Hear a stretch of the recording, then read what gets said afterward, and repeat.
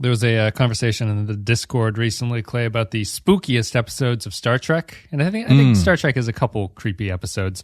I don't know if I would put this one right up there on the top of the creepy list, although it does have some haunting imagery, maybe. I don't know. What did you find the aliens kind of spooky in this one, or were you unimpressed by it and thought it was kind of cheesy?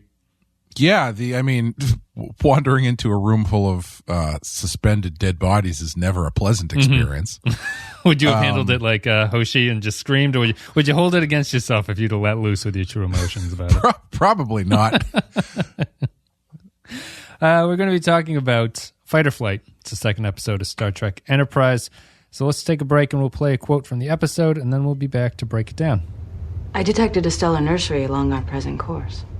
I saw one once through the big lens outside Anchorage. A closer view might alleviate some of the crew's tension. What's the matter? The tension bothering you?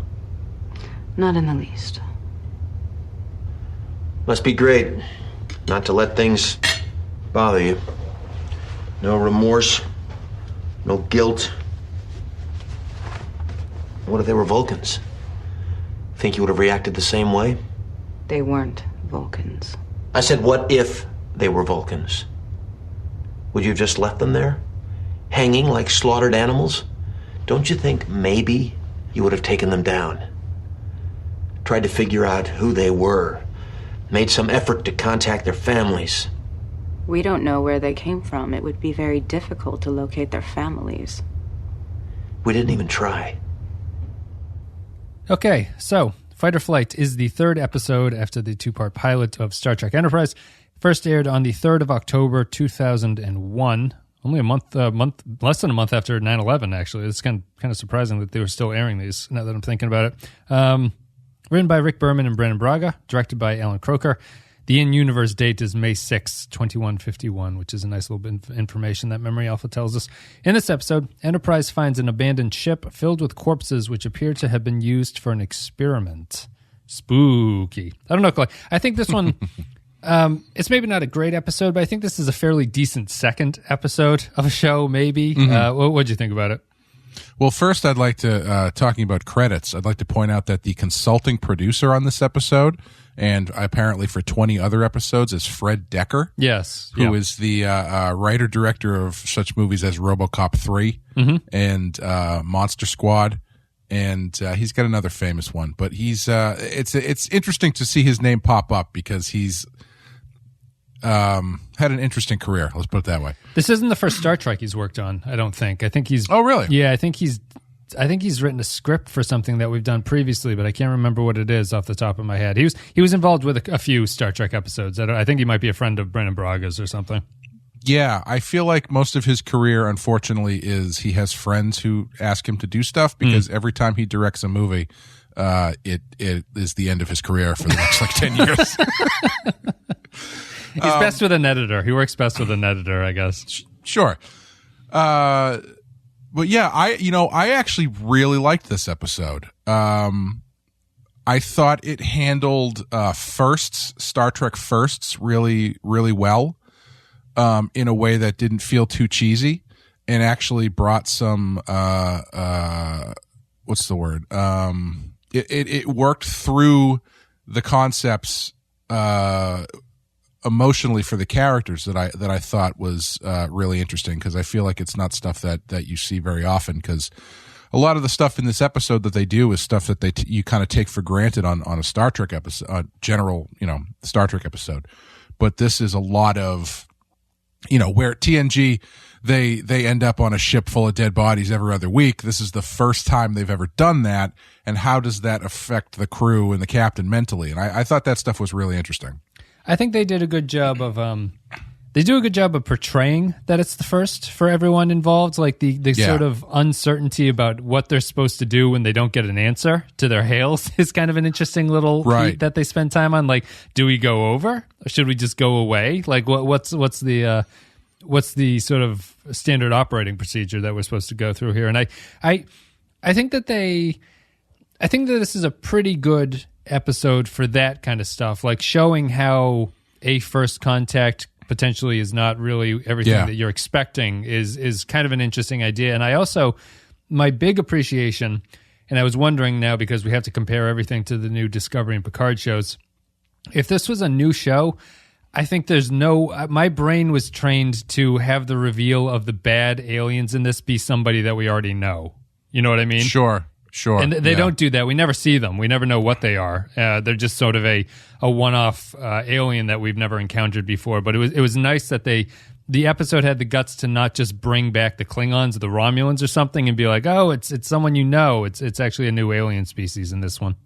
It's funny because I actually thought the opposite of that, where I was thinking if this was now the ship full of dead people that they find would be a race that we know because they make friends with them at the end. So it would be like, sure. oh, yeah, this is how they met the Andorians or something. Yes. Know? Yeah. Yeah, but so I also appreciated that that they didn't feel the need to fall back on that. I also love that I love the idea that the first contact that they make is with a slug. Yeah. Everybody's out there with these dreams of delusions of grandeur, and then they end up getting single-celled or small simple organisms. Simple organisms as the things that they catch, and it seems that at least seemed very realistic. Yeah, where it's like we're going to go out into space and see what's out there, and it's like, what have you found? A lot of dirt. The character's name is Sluggo. That's Slug. Yeah. I think that another thing it kind of reminded me of was the intro to Star Trek Beyond, where they're all kind of bored by what's going on. Yes, like no one's very excited, and they were expecting big things when they dramatically ended the pilot by saying, like, take her into that ion storm against the wind, tack into the wind right there, you son of a bitch. And instead of great battles or meeting anything interesting, they instead fall into, as T'Pol is saying, like the statistically more likely outcome is that you don't run into anybody out here. Yeah. And quickly the episode changes where they run into two new alien races. But ignoring that, it's nice to just get a little bit of characterization for people like Trip, who are not really happy with the job code that they selected and would rather be the sort of security officer who gets to go down and fight things rather than tend to the warp engines and stuff like that. But it's actually, on the character front, one of the strangest things about the episode is that it focuses on Hoshi, I suppose, who is not the character that you think the second episode would focus on, but she is probably the only one who, from the pilot, was given a conflict that you can immediately build upon and go forward with. So they do that with her here with the incredibly on the nose Sluggo stand-in for her personality as she wants to be free and go back or whatever she wants to do. What'd you think of the Hoshi writing?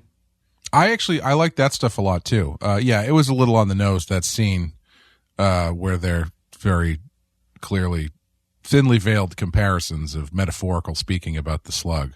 When it's, I'm surprised they didn't end that scene with the doctor going, "Are we still speaking about the slug?" What's your name again? One of those lines. Are you Sluggo? Yeah. But I thought I really like her character. I think she is a fresh character for a Star Trek show because it's their first time doing this, and she is not a space person. And I thought, yeah, I really like the way that the stuff they've done with her so far, and I like that she ends up. I can't even tell you how much I appreciate that they don't get out of this situation by shooting the ship. Yeah, like that they have to. It's as this was winding down, part of me was like, is this going to be a two-parter or something? Are they going to get kidnapped by the big ship? Because I legitimately couldn't figure out how they were going to get out of this without blasting their way out of it. Was this before or after the other alien shows up?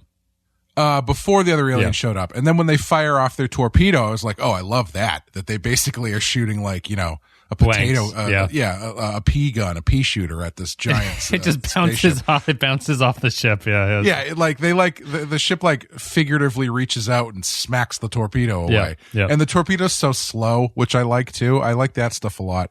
It's all pre-photon and phaser stuff. Really, maybe not phasers. I think were introduced in the pilot, but the ship might still be shooting lasers. I don't know if the ship has lasers or phasers or anything. They haven't used them yet. If they do, at least not that I remember.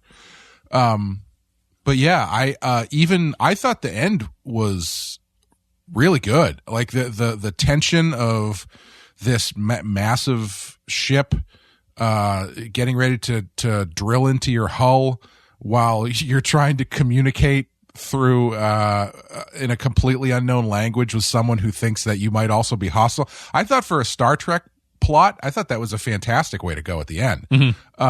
Once they get free, and then it's just like, the targeting system works, I can hurt them now, and then the other ship blows them up like quickly. Yeah. I didn't like that so much. That was a little more what I was expecting.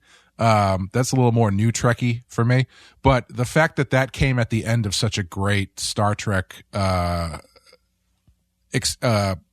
resolution to the conflict, I thought it was fine. Were you getting a I think we're supposed to get the sense from that whole the ship to ship stuff is that the alien ships are much more powerful than the Enterprise, is the obviously by deflecting the blast and stuff like that, but the other ship that comes in and saves them also seems much more powerful than they are in the first place. And it's kind of an interesting thing that you do run into it in TNG and DS9 episodes and stuff like that, where there's like the supremely powerful ship, but it's always it's always the focus of the episode, how strong that ship is. And it's not just a matter of fact of, there must be other aliens in space who have been doing this for longer than we have, so they must have more advanced technology. And that's what this episode kind of treats it by, is just like the Enterprise is kind of a simple ship that can't do anything, and there are more powerful ships out there just kind of milling around that they're going to run into. Yeah. Yeah. The targeting systems coming back and shooting the other ship was like if you saved this kid's little brother from a bully, and then as the little kid was walking away, he runs back and slaps the bully in the back of the head, and then like runs off. But yeah, I think the one thing I might add to the end of this is I also really liked what they were doing with Malcolm. And I know his name now because he has something interesting to do, or at least in this episode he did. Fix the torpedoes. But he's also got a bit of like he's sort of gun happy, but not in like a freak out way, but just sort of like we need to be able to protect ourselves kind of way. Yeah. He does wants his to job. Security officer. Yeah. Who's like, yeah. He wants to bring the phase rifles or whatever they have, which is overkill. And he's concerned with the targeting systems and all that kind of stuff, which is fine. I thought that was really interesting as well. But I think I would have liked it if there was some sort of acknowledgement on his part or among everybody that shooting your way out of a situation isn't the only solution. Yeah. Because the thing at the end where they get that parting shot in at the end felt a little bit kind of weird to me, where it was a weird way to have this episode long thing where it's like, we can't get the targeting systems on, and then when they finally do fire it doesn't work anyway, and then now they work, let's poke them in the ass on the way out. It felt a little weird. I don't mind it too much, because I think that what I think they're maybe consciously doing is that because this is the earliest Star Trek that we've ever seen, they haven't quite broken away from this militaristic attitude towards things. Sure.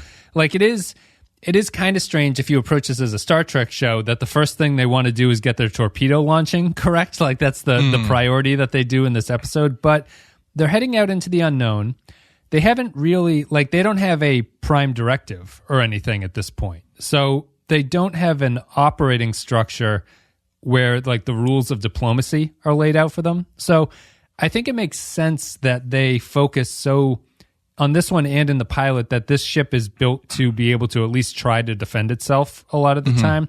And I kind of like it. They never really brought attention to it in the script, but I think it makes sense in terms of where they stand in the timeline and that they're all still figuring things out. Yeah, I think part of what made me like what they were doing with the targeting system stuff was that Malcolm was kind of starting to fill that role that I talked about in the last episode. Yeah. About there being a guy who's a little bit more reticent and a little bit more militant. Hoshi does that too here, which is not as militant, but Hoshi is the voice of maybe this is not a good idea kind of thing. Yeah. But I'm talking just as far as there is someone who is more of a military minded person who's maybe, let's use the weapons, that kind of thing. Yeah. It's the who's the guy from Galaxy Quest. He's like, "Don't touch that. You don't know what that does. Don't. You can't breathe. You don't know what the air is like." Yeah, that kind of guy. Yeah. But yeah, so someone who's a little bit more on edge and more ready to pull a gun because they don't know what they're up against. I don't know if that's going to continue with him. This might just be a one-off. In which he's learned his lesson from this episode. In which case I look forward to forgetting his name as he fades into the background. But yeah, I for this episode at least, I liked that conflict that they were playing with of are we underprepared? Is lack of weapon superiority going to be an issue? Is that something that's going to get us in trouble, or are there other things are there more peaceful means of dealing with situations that are actually a benefit we didn't quite realize we had? Yeah. I think for a second episode where the plot is relatively, it's a fairly simple, straight ahead plot about what goes on here. They find the ship, they leave, then they determine that was the wrong thing to do, go back, and they fight the aliens, and then they survive and make a friend. I think it does a good job of picking up on the pilot, which we thought didn't really do a lot of character work in the second half. I think that they sneak in a lot of character work for pretty much everybody here. Yeah. I really like the Phlox and Trip scene when they're eating lunch together. Phlox is kind of a funny character. He's like the eternal optimist about everything that's going on, and sort of unaware of social mores and stuff like that. And he's kind of an entertaining character in that way, offering food to somebody and offering them a bite of it.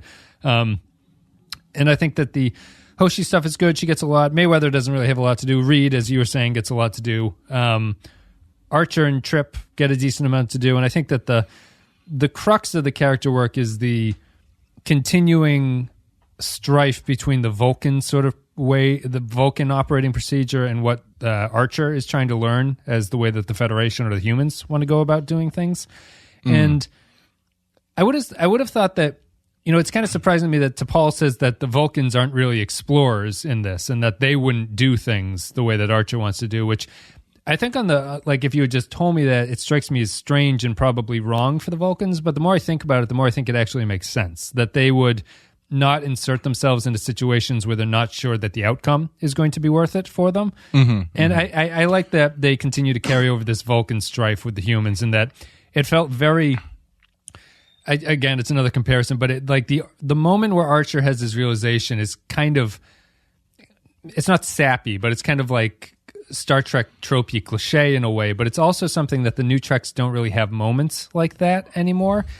And it's nice to have that dinner scene where he's clearly distracted by the fact that he left behind all those people and he's not going to go back and fix it. And him going back is showing the illogic of the humans that the Vulcans don't like, but it also is the thing that sort of makes for a better turn of events at the end. So it's another one of those Vulcan-human situations, which I like, and I think that the series does well. Yeah, I really like that dinner scene quite a bit, actually. That and the scene that follows it, where they do decide to go back, because you've got Archer in the middle, who is conflicted over what he's just seen and witnessed, and then you've got the horrors of what he's just witnessed, and then on one side you've got Trip, who's kind of wide-eyed and sad that he missed the adventure of it, but on the other hand, you've got T'Pol, who's like, "See, I told you shouldn't have gone through that door. Yeah, there's a reason. There's a reason why we don't do this stuff." And he has to kind of synthesize both of those points of view on this kind of thing, and figure out what the right thing to do was or is. And the following scene, when they do suit up to go back, I really liked it for some reason, because it like I was saying, it does take this Star Trek thing that you take for granted of sending an away team down to go do something, and he actually talks through his reasoning of why he's sending everybody and who he's sending. This is the scene where he's sort of circling them as they're getting their suits on, right? Is that that scene? Yeah. Yeah, instead of just arbitrarily saying like Bones, you and Spock head down with Sulu and blah blah blah blah blah. It's like, no, he's actually, this is the first time they've ever done this, and so he's speaking aloud his rationale as to why he's sending everybody on the main tasks down to fix things. And it makes sense too, because like what he's saying makes total sense. Given their jobs and given what because they didn't go there with a plan the first time, right? This time they've got a plan, and they are bringing the people they need to do what he thinks they need to do. Yeah, it's. I criticized the pilot for when they started getting into the action plot, there wasn't enough of the crew sort of needing to figure out what was going on because they were unprepared for it. I think that the series is aware of that, obviously, in this episode, and it highlights it a little bit more effectively than it did in the pilot. I still would have liked to have seen that in the pilot, but they don't have a protocol for this stuff yet. So everyone has to explain what they're doing, figure it out, give reasons for why they want to do it. And Archer as a captain is interesting because he's kind of mellowed from the pilot in some ways. He's not nearly as barky or militaristic as it, but he is Archer, at least so far, strikes me as the captain who is not that far removed from the rest of the crew. You know what I mean? Like he feels like he's a part of the crew in a way. He calls everybody by their first name in private and stuff like that. Right. And it's only the fact that he's the captain that he gets to tell other people what to do. But other than that, he kind of considers himself their equal in a lot of ways, which is different from the other captains that we've seen who always are a little bit higher up in the totem pole, and they are more isolated from the rest of the crew. Picard in particular is that way, but Archer's down in the mud in the thick of it with everybody else. Yeah, they definitely are going for more of like he's just one of the guys kind of thing. Or at least that it seems like they're trying to strip away a bit of the prestige of the starship captain, which I do and I don't like. Mm-hmm. I think because I still have this still doesn't feel like Star Trek to me in a lot of ways. Like it just like I think it's just down to as we've talked about on Picard a bit, it's down to like the branding and recognizable elements thing. Yeah. Where I do appreciate that they didn't use any aliens we knew before, and that, this is a prequel, so things look different and the guns look different and they don't have the badges and stuff. I get it story-wise. But it is one of those things where I'm like, you're taking away so much Star Trek stuff that when I think about Star Trek, I think about TOS, TNG, Voyager, Discovery, and then like off to the sides, like, oh yeah, also Enterprise, I guess. Right. Yep. Secondary. Yeah. And I mean, whether it's the Doctor being an alien that we're unfamiliar with, so he kind of feels just a little bit more generic, or the phasers. I don't like the phasers. They feel like toys. They look like Halo guns to me. Yeah. Yeah, they feel really plasticky, and I'm not a huge fan of them. But yeah, it's that kind of thing where it's like I appreciate what they're doing, and I think they're doing a good job with it so far. It's just tough for me to reconcile it in the overarching idea of the Star Trek universe. Yeah. Do you think some of that might just be the fact that it's a new series and it's kind Probably. of like, yeah. Yeah, I mean, obviously more recognizable stuff is going to come as they, get out there and meet more people. Yeah. Once they get out there and mingle in the school dance of the universe, they're going to meet plenty of new people. Yeah. And right, as they kind of tie themselves into the canon that they have, as they kind of move themselves into tying themselves into recognizable things and sort of bringing in the storylines that eventually the show is going to get familiar with, it will seem a little bit more familiar. You can hear the kids in the background. It will seem a little bit more familiar at that point, I'd assume, but it's also, you're still in that early portion of like, you're not really sure what's a character beat and what's just kind of a character doing something in this episode. Right. At this point, right. You're like, well, is this out of character or not? I can't tell. Yeah, there was a few of those things. One that made me, it wasn't really a character thing, but it did make my, ooh, what's this idea, ear perk up quite a bit. That I assume was just a one-off line, but who's to say? When is it Hoshi? Is that her name? Hoshi. Yeah. When Hoshi, the whole time I thought they were saying, like, every time they said it, my brain interpreted it as Soji. So that's fun.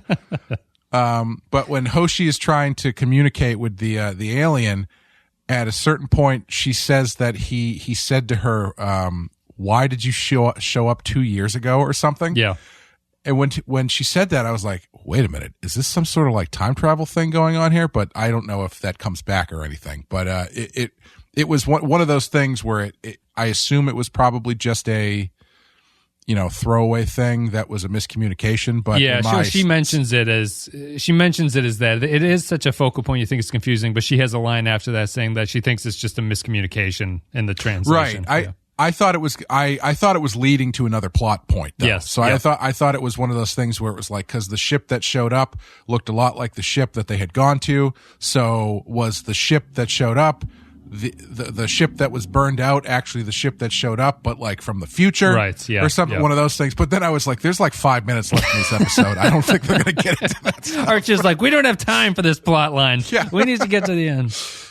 But it's still some of that feeling out stuff, yeah. And Archer is definitely going to take a little bit for me to get used to, because he is such a departure from the usual Star Trek captain. Yeah, he is. And yeah, I think that because I've complained in the previous shows, or like I like the sort of chain of command stuff that they do. I think that this show has the basic structure of that. It's just the fact that because they're not so streamlined at this point, that people just kind of hang out with one another, and there's a very informal conversational attitude between everybody, even when they're on the bridge and things like that. It's not particularly militaristic in the TNG or DS9 kind of a way, and I think that pretty much works. And I obviously you have a sightings of a few other crew members on this who are not main cast members. They're just sort of background extras who are in the dining hall and things like that. But I think you're going to start to get a sense of like the smallness of the ship in a lot of ways too. Like it's not just a case of the Enterprise D where you see 7 people on a ship of 1,200 or whatever are supposed to be on the ship. Like the Enterprise is actually a very small, however many people are on it, but it's certainly not a lot. It's really just almost a shuttle compared to the other series. Yeah, I actually kind of had the reverse response that I usually do on a Star Trek show, where I didn't realize. So usually, like you're saying, on TNG, you've got this massive Enterprise, and it's like, this thing is the size of like 8 different cruise ships, but you only see the same 10 people all the time. Who the hell is manning the rest of this ship? On this one, I was surprised that there were more people. Because it does seem so much smaller. So I just assumed that the crew was essentially the people that you know already. Right. Yeah. And so when they had that like dining hall sequence and there was like 10 or 12 or something other crew members, I was like, oh wow, I guess this is a bigger ship than I thought it was. Yeah. But at the same time, it is also still a small ship. You always need a extra in engineering who can hand trip a report or something. Like his whole thing is just to hand over the tool or whatever to give it to the character who's going to use it. Well, it reminded me a bit of like how on Deep Space Nine, at a certain point you find out that the Defiant has like multiple hallways attached to the bridge. Yeah. Where it's like the Defiant feels so small, it feels like it's just that bridge essentially. And then there's an episode where they're like, take him down the hall to relax room B. And you're like, what? Take him to the holodeck. Take him to holodeck 11 and interrogate him for a few minutes. Take him past the guest bedroom to the good one. We haven't made the bed in that one. The only other beat around this one, or the other thing, is that I do want to hit again on the fact that I think that it's a good introduction to the timeline and the environment of this series, where it's just even little comments like they can figure out that these, I don't know how accurate it is that someone has to be bipedal to use a ladder. I would assume you could have multiple legs, but that will go with their thing about like you have to be humanoid to use a ladder. Sure. I thought it was a nice line, even though after she said it, I was like, huh? Yeah, well, I guess so. Yeah. You have to have legs to use the ladder. They're not like flying blobs or anything like that. And there's just little moments like that I think work pretty well. The The whole figuring it out with the aliens was nice. I like that you don't really know who they are. The translation sequence is pretty funny. I do continue to like the fact that this is all pre-universal translator for the most part, Yes, so no one can understand what anyone else is saying. And I wonder if there are subtitles in the extras or something for this, because I wonder if they write out the script line dialogue for what that alien is supposed to be saying back to her. Sure, yeah. I assume they must, yeah. It's like with those the DS9 edits where the Breen gets subtitles, but they're just jokes the entire time that people are saying. Yeah, anything else you want to talk about Fight or Flight, or are you pretty much done with it? I did have one technical question. Do they have replicators at this point? No. For food? No. They don't. No, they don't. That's why they're eating breadsticks. Yeah. Well, I didn't know if maybe they just chose the only replicator matrix they had available was like Tuesday at the Olive Garden or something. No replicators. Because they seem to always be eating pasta and breadsticks, and it's bottomless. Wait, does Olive Garden have a breadstick replicator? Is that why they give you free unlimited breadsticks? Bottomless breadsticks. You know that's how it would work too. If food replicators existed, it wouldn't be like, oh wow, we can solve all of the hunger problems across the world. It would be like Applebee's getting a unlimited potato skin machine. Yeah, it would just become a buffet. Every place would become a buffet, basically. Yeah, they would find some Robert Palmer song to use in their commercial to sell you to come use the potato skin replicator. So is there a cook on the ship? There is a cook, yes. I don't think we know who the character is yet. Do we ever? Because, man, what an opportunity for a new character on a Star Trek show. Well, Neelix is the cook on Voyager. So, oh, really? Yeah, I don't know if they wanted to retread that again. I don't know if you in that case, I give them credit for doing it on Voyager, because that's an interesting character to throw into a starship. Because usually you don't need a cook. I mean, because he's... Yeah, I suppose Guinan is kind of a cook. She's like a beverage cook, if you want to look at it that way. How advanced do you think mixology goes? But it's a beverage cook. I don't know why I found that so funny. I just imagined going down to a bar and referring to the bartender as the beverage cook. Well, don't they at like really snooty bars have they don't call them bartenders, they call them like mixologists, right? Oh yes. So that's what Guinan is of the 20th I mean, century. I have had cocktails before that involve like lighting things on fire and then like putting them out. So maybe there is some science to it, to being referred to as a beverage cook. I don't know. A lot of liquid nitrogen and stuff like that, just to give you that nice flowing steam stuff. Yeah, if you've ever wanted to drink a glass of bourbon that smells like a burnt down forest, you can do that a lot of places. There it is. All right, let's take a break. We'll play another clip, and then we'll come back, and we'll give our final thoughts about Fight or Flight and read some Patron comments. This isn't exactly like the place you came from, but it's close enough. It's not that hard to adapt. You're gonna do just fine here. All right, everybody. So if you enjoyed the content today, you can support the show at patreon.com/thepensky-file. It's the best way to do it. $2 a month gets you extra podcasts, extra stuff, behind-the-scenes stuff. You can play Jackbox.tv, all that good stuff. You can do the movie watch, which we did for Texas Chainsaw Massacre recently for the other podcast. And if you're a $10 Captain Tier supporter, you get a shout-out. Special thanks go to Andrew Cherlog, Ben Douglas, Cardinal Doomsday, Chris Tinsley, Christian Michaels, Christian Pouch, Darth Mosk, David Beardmore, David K, Dwayne Hackett, Eric Johnson, HH28, Jacob123, Joint Mango, Jordan Cooper, Kevin Reyes, Kyle Barrett, Mad Courier 6, Matt Cutler, Matt Houston, Matt Ross, Mike Burnett, Nathan Elliott, Neil Brennan, Nick Sergi, Robert Cummins, Russell Owens, Samuel Custer, Grim Santo, Sean, Stefan Minton, Tark Latif, Tom Howells, Vault 13 Hero. Thank you very much for supporting the show. Much appreciated. And now we'll go to patron comments. If you're a patron of the show at a certain tier, you can leave your thoughts about upcoming episodes and we'll read them. The first one is, got to find it. Matt Ross says, Fight or Flight, the start of the whining of Hoshi with a slug stand-in that's a bit too dead-on as a surrogate. Hoshi's negativity hangs over every one of her scenes like a dark cloud, and her desire to be anyone else is completely at odds with her joining a deep space exploratory group. Dr. Phlox's positivism is a marked contrast to Hoshi even when conducting an autopsy. The alien encounter is interesting up until the alien bloodsucks come back to get their prey. If Enterprise is so advanced, their weapons are lackluster at best from testing to use. You also have to wonder, what do other ships use? Rubber bands? And when the Axanarians, I think, has come to answer the distress call, you have to wonder what they're waiting for. Clearly, the Enterprise is inferior. The other ship is an aggressor. So they hang back and watch for a good translation. Hoshi steels herself to continue and freeze the slug, but this is a trait that carries through most of the first season. It's a bit ridiculous. Nick Sergi says, I love the moment when Archer checks up on Reed and Mayweather and by sliding down the staircase. Just something about that is something that only Bakula could have done. I always feel like I'm mispronouncing Scott Bakula's name for some reason. It's like too similar to Dracula or something. I always feel like it's wrong. This episode is a very good episode. If you say it backwards, it's actually Alucard. Alucab. It's like that Genesis album. It's I think it's Alucard, right? Is Dracula backwards because it's yes, yeah. Wait, is that from a movie or is that just common knowledge? I know it from Castlevania. I think it appeared originally in a movie, like way back. Okay.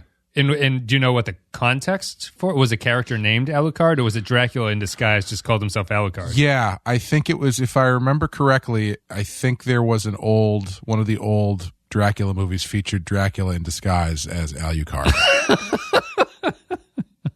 Which, I mean, it's one of the, I mean, if no one's ever done it before, it's actually pretty fun. Yes, it's a great idea. He's lucky his name actually sounds better backwards, I think. Alucard is kind of a cool name compared to Dracula. I don't know if they've ever in Dracula canon had him refer to himself as Dr. Acula though, which I always liked. This episode is a very good episode, following in the tradition of pulling back a bit after a big pilot episode and focusing on the crew and keeping it small and intimate. However, when the hostile alien showed up at the end, it accentuates how little this crew knows what they are in for. I don't know. This episode might not be amazing, but it's good. Point Extra G says, not an amazing episode by any means, and really it's fairly average, but I think it's exactly what the show needed here, a story that isn't plot-heavy and gives us some time to know the characters. Not every episode needs to be huge with crazy stakes. Neil Brennan says, I like the Hoshi stuff, like the Vulcan tensions, but it's all a little bit workmanlike, isn't it? If you were recasting now, surely the British guy would have been the first to get the axe, or as we say correctly over here, the axe with an E.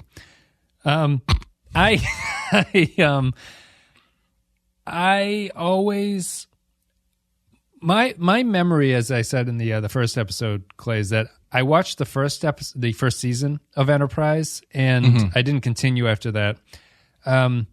But Neil's comment here kind of reminds me what I felt when I finished the first season of Enterprise. I think a good way to describe it would have been workmanlike. That wouldn't have been the word that I chose, but that's what Neil has kind of triggered in me. It always felt competent, but it never really inspired me to continue after the first season. I'm actually more impressed with this episode now on rewatch than I was the first time, I think. And I don't know if that's just because I'm paying attention for the podcast or something like that. But did you find it workmanlike, or do you think it's just a matter of settling into the series? Well, what's funny, actually, well, not to use any humor with a U. Humor. Humor is where you keep all your funniest clothes. I actually had the reverse response to this, where I was expecting a lot more of a workmanlike show, and I was not expecting them to dip into some of these the interesting firsts and thought processes behind some of these Star Trek tropes. So it kind of caught me off guard. I don't know. Obviously, there's only so many times you can do that, so I'm assuming it's probably going to get a little bit more workmanlike. But that has always kind of been my preconceived notion of the show, like how I thought Deep Space Nine was just like diplomacy all the time. I always thought of this show as just like, this is the show we put out because we have to keep the IP going or something. You know what I mean? Yeah. And so I'm going to be interested if everybody else says the first season's workmanlike. Apparently, I'm not going to be pleasantly surprised, but we'll see. Well, I guess that maybe my sense would be the story itself here is, I suppose I'd say that the story is workmanlike, right? Like it's if you had to bang out this script and it was any other Star Trek show, you would just say that was a script that just got done to sort of fill the week, kind of like it's holds its place and it does fine. There's nothing really wrong with it, but you're not really going to remember it. I think that all the ancillatory stuff around it is the interesting part of it. Like, it's what you're saying about how where they are in the timeline is what gives it the flavor that the script otherwise doesn't have. Yeah. Well, I mean, I think it's a great second episode. Yeah. It's because I mean, like, what would you want them to do at this point? You don't know who any of these characters are. They have no relationships with any other alien species except for the Vulcans, really. Yeah. And it's like, are you going to jump into drop them into the middle of the temporal Cold War on episode 2? They brought it up. No, Clay. I want to go back. I want to see what this guy's.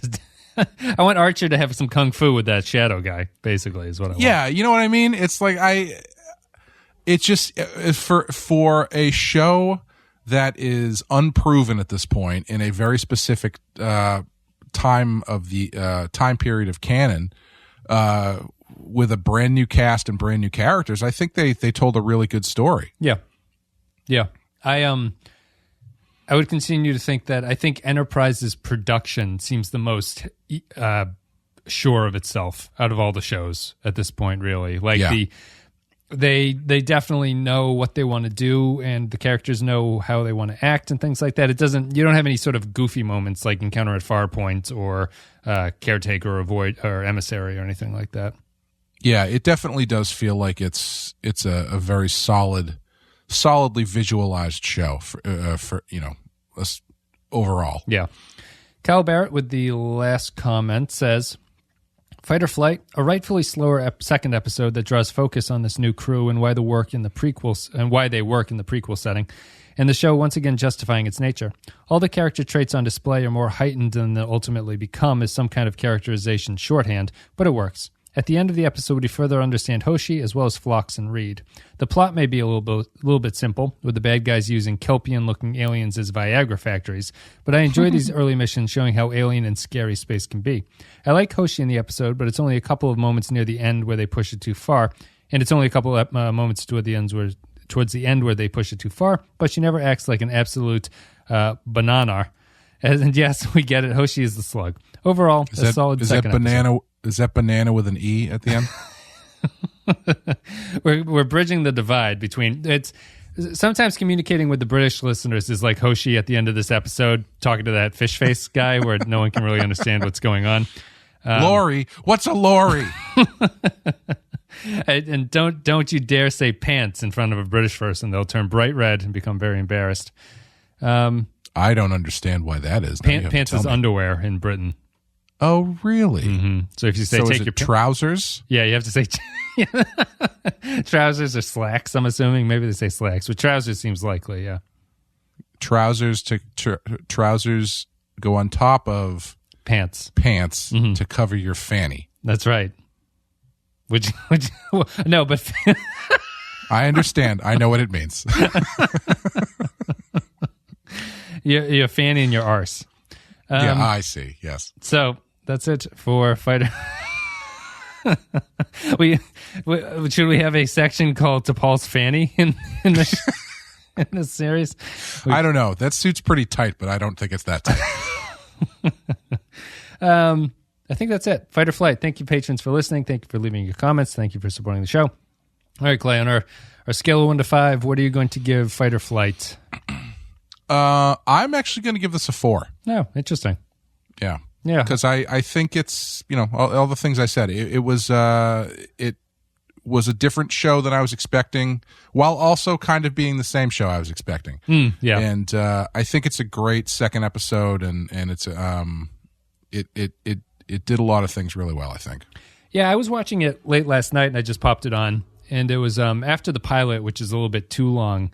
It's nice to get back to just a 42, 45-minute Star Trek episode that's fairly quick to get through. And it definitely just kind of settled. Like, it feels like Star Trek to me in the sense that it is, you kind of just like, I sink into the couch when I watch it. Like, it's just, you're not putting a huge amount of brain power into it or anything like that. And it's not like it's the Star Trek Picard series where you're constantly having to like remember what's going on and where things are going and stuff like that. So it does, and storytelling means it does feel like a Star Trek episode to me. I'm going to go ahead. I don't mean to extend this show past the part where we're done, but that I've noticed. I've been watching. We've been watching a lot of older TV lately. We finished Cheers, 11 seasons of Cheers. And we just started watching Frasier. And, I'm doing Badass again with Sean. And all of these things are very episodic.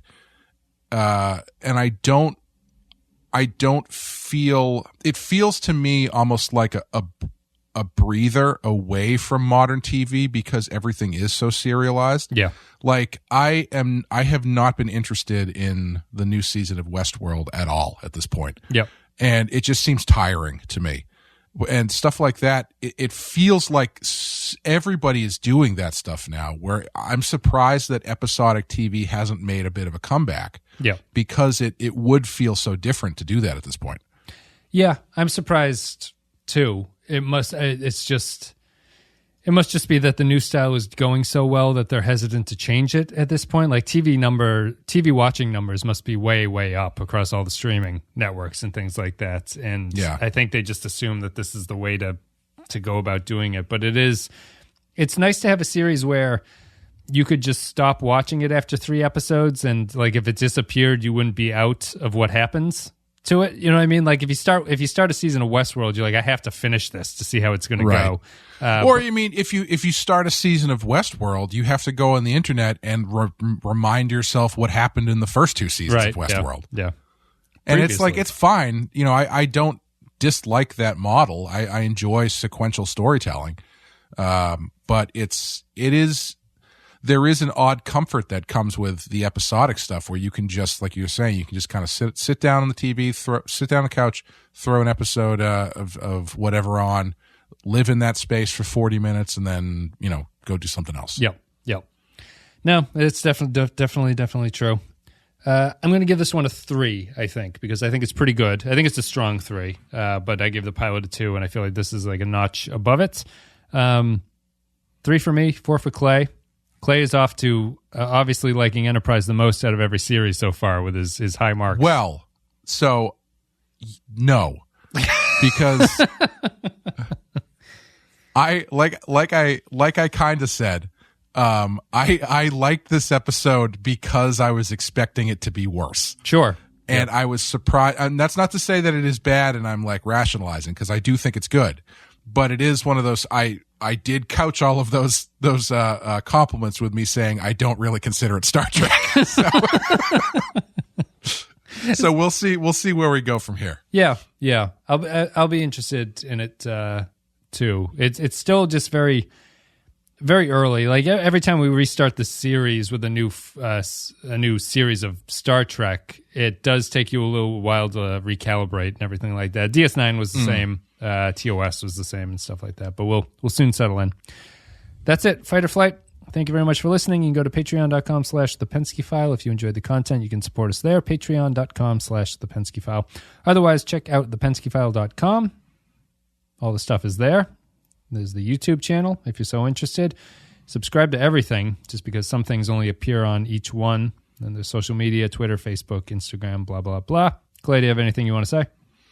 We got a new episode of Rotten Heart Picture Show out tomorrow, I think, at this point. Tomorrow. Oh, sorry. Yeah, it came out a couple days ago. Yep. Yeah. So we covered Peter Jackson's Dead Alive, which is a lot of fun. And Badass Podcast should be coming back in a couple weeks, I think. Sounds good. Thank you very much for listening, guys. Hopefully you enjoyed the content. Enterprise, let us know how the pilot is. The pilot just came out today, so I haven't had a chance to see how the feedback on that went, but we're continuing here, going off at low warp speed into the future of this franchise. So thanks very much for listening. We'll see you next time.